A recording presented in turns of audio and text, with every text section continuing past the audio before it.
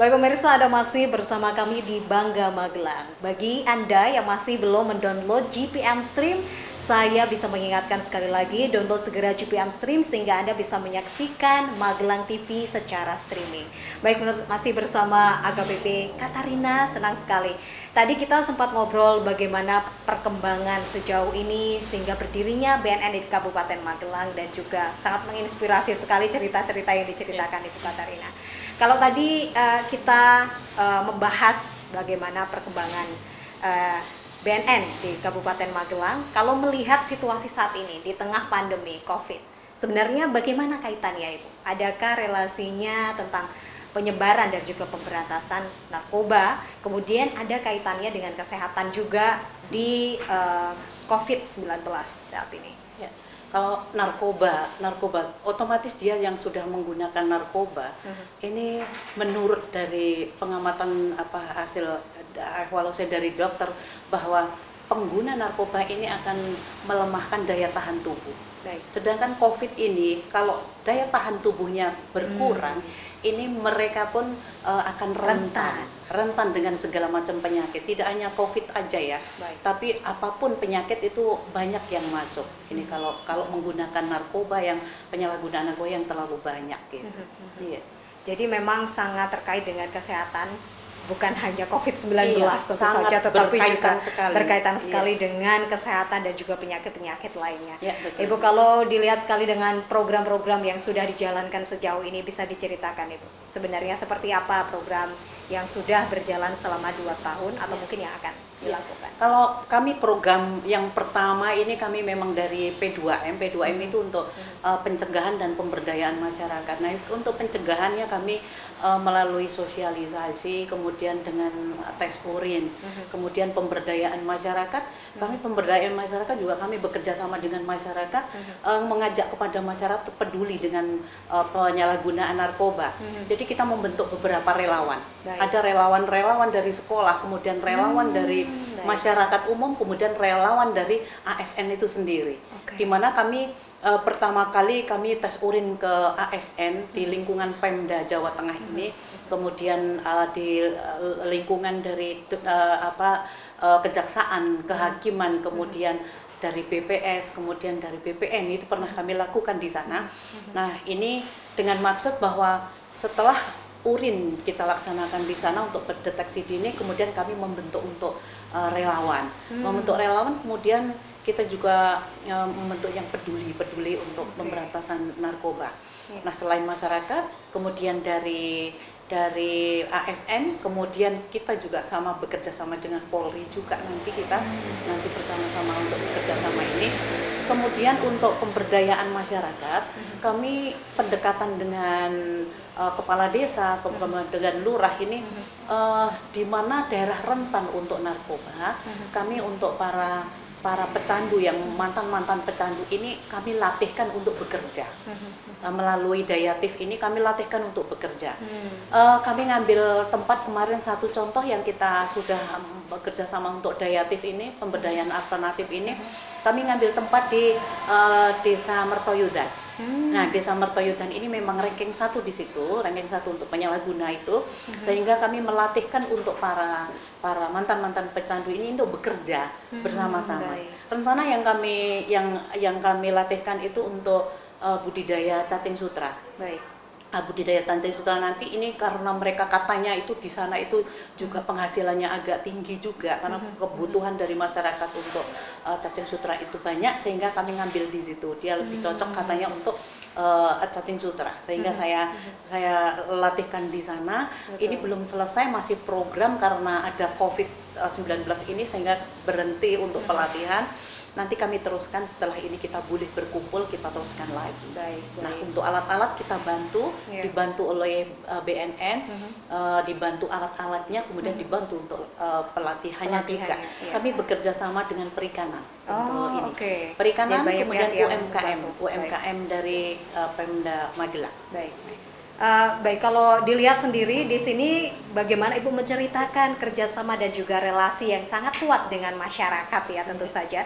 Dan di sini juga sangat terbuka sekali sebenarnya untuk masyarakat. Kalau di BNN Kabupaten Magelang sendiri bisa diceritakan Ibu, apa saja yang ada di sini? Mungkin fasilitas-fasilitas yang diberikan sehingga masyarakat pun akan lebih paham. Oh, mungkin ini merupakan salah satu bentuk kepedulian dari BNN dan juga bagaimana kaitan hubungannya dengan masyarakat tadi.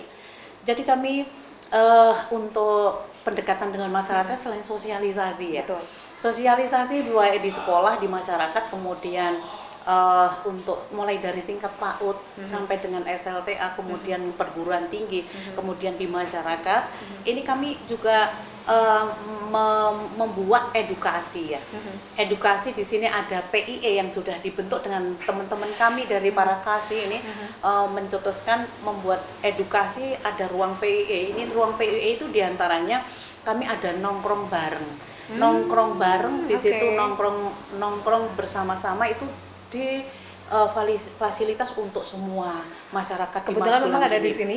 Ada di sini. Yeah. Kami di samping di situ membangun untuk kopi ya, kafe. Kafe ini untuk mereka karena senang yang ngetren sekarang sedang kopi. Jadi saya siapkan kopi. Di situ nanti nongkrong di situ. Di nongkrong itu nanti kami juga kami siapkan juga dari teman-teman kita juga ada dari penyuluh nanti mendampingi di sana. Jadi nongkrongnya nggak salah. Oke. Nah, sekalian di situ lebih juga kami siapkan juga dari spiritual. Betul. Juga di sini karena di sini juga kas P2M kami dari IAIN. Jadi ada IAIN ada 2, jadi kami siapkan di sana juga. Nah, nanti untuk spiritualnya dan di sampingnya juga sedang ada kami musola, dibangun untuk musola. Jadi ingat juga dia dengan berdoa juga. Luar biasa sekali Ibu. Saya juga ingin mengundang salah satu tamu spesial juga karena kebetulan saat ini sedang berada di kantor BNN Kabupaten Magelang, Kasih Pemberantasan Kompol Eko Sembodo. Kita undang untuk ngobrol bareng bersama Ibu Katarina juga. Halo Bapak, apa kabar Pak Eko? Baik. Silahkan duduk. Ya. Kita ngobrol-ngobrol. Kali ini ada 2. Pak Eko ini Kasih Pemberantasan ya. Kalau tadi sudah sempat sedikit dibahas ya Ibu ya, bagaimana program-program dari P2M dan juga bagaimana kedekatan BNN Kabupaten Magelang dengan masyarakat. Kalau dikasih pemberantasan sendiri seperti apa? Emang ini kalau dari kata-katanya agak seram ya Bu ya? Pemberantasan. Memberantas. Iya. Seperti apa sejauh ini Pak? Mungkin dari Bapak juga bergabung 2 tahun dari mulai ini berdiri ya, Pak Kompol Eko? 1,5 kalau Pak Eko ya. Oh, Pak Eko. 1,5 tahun. Iya. Bisa diceritakan Pak Eko? Baik, terima kasih. Kan kami sampaikan bahwa pemberantasan BNN Magelang ini melakukan upaya kegiatan dengan serangkaian yang pertama dengan cara penyelidikan. Baik. Penyelidikan ini mendatakan beberapa mantan-mantan residivis mantan pemakai, kemudian juga melakukan upaya penyelidikan di mana mereka itu bertempat tinggal, entah itu tempat tinggal yang memang dominan atau dia melakukan upaya untuk kamuflase, biasanya kontrak atau kos kita pemetaan. Kemudian yang kedua kita juga melakukan pemetaan. Baik. Karena secara skala prioritas bahwa angka tertinggi di Kabupaten Magelang ini adalah wilayah Mertoyudan, di mana sarana Mertoyudan ini sangat didukung. Satu, tempat keramaian ini ada di Mertoyudan. Kemudian tempat kos-kosan juga paling banyak di Mertoyudan. Jadi pendatang pun juga memang pusatnya ada di sana ya. Membaur di situ, jadi dari beberapa corak bisa berkumpul di situ. Kemudian di wilayah Mertoyudan ini juga banyak sekali sarana-sarana yang sangat mendukung untuk mereka berkumpul. Ya, ada beberapa tempat, misalnya Atos, kemudian ada beberapa jalur-jalur utama yang biasa mereka nongkrong-nongkrong, juga beberapa memudahkan akses juga ya Pak ya. Ada beberapa PKL juga yang sangat mendukung, buka 24 jam.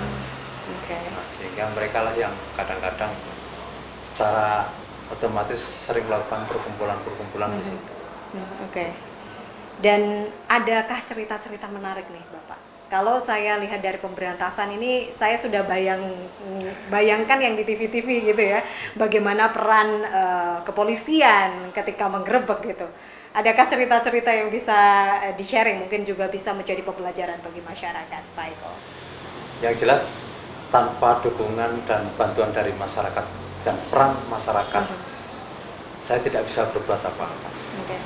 Tapi karena memang kita sering bekerja sama dengan Kasih P2M dalam rangka sosialisasi, kita merangkul masyarakat, kita sadarkan masyarakat betapa pentingnya untuk penyelamatan generasi bangsa ini. Baik. Tanpa dukungan mereka, tanpa bantuan mereka, kita nol. Betul. Tapi karena mereka ada antusias seperti yang Ibu Kepala sampaikan, sudah ada beberapa penggiat-penggiat yang sudah dibentuk. Ya. Baik. Jadi sudah dibentuk Oke. beberapa penggiat-penggiat baik di kalangan pelajar, kalangan masyarakat Iya. maupun mungkin dari LSM pun juga sudah ada yang akan kita berikan Kebijakan ya. Oh, luar biasa. Ini cukup menarik juga Ibu, dengan adanya relawan atau penggiat, bahkan dari pelajar juga ada, dan juga dari LSM. Adakah memang program khusus Ibu melibatkan remaja? Karena tadi angka yang cukup tinggi memang berada di angka remaja ya Bu ya, penggunaan tertinggi dan juga rentan menggunakan secara lebih lama juga remaja. Kalau di situ adakah memang program khusus yang membidik penggiatnya berupa remaja?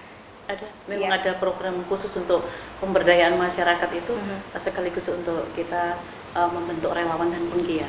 Ya, jadi kami ada pelatihan juga. Mereka kita ada anggaran yang untuk melatih para relawan dan penggiat ini.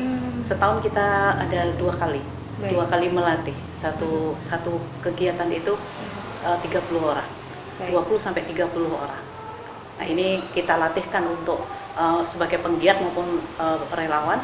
Nah, mereka nanti yang bekerja yang di lapangan memberikan info kepada kami. Nah, gitu. Ini info-info yang dari relawan, dari para penggiat ini, itulah kita nanti yang masuk dikemas ke lagi ya Bu ya, bisa digodok kembali. kita masuk ke rehabilitasi, ada yang bisa masuk dipakai untuk pemberantasan.